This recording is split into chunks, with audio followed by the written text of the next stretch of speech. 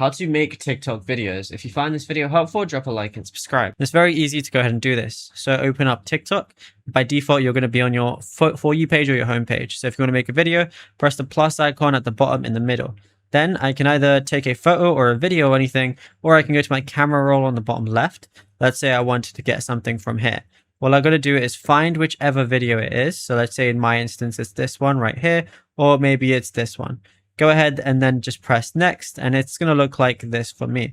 Now you have a lot of different options that you could go ahead and do, like edit, templates, text, stickers, effects, filters, and different things like that. If I want to go ahead and cut some of the edit, all I got to do is press that, and then it brings me to like this little editing tool right here.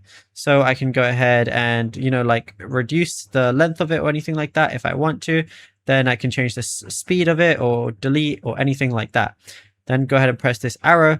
And now once I'm in here, I can see a lot of different things. If I'm ready to post, just add a description. You can add a hashtag or at anything, put a location if you want to. Then you can change the privacy settings and everyone can view this post right now, which is public, or you can switch to friends or only you. Then all you can do is just go ahead and press post on the bottom and you'll be good to go.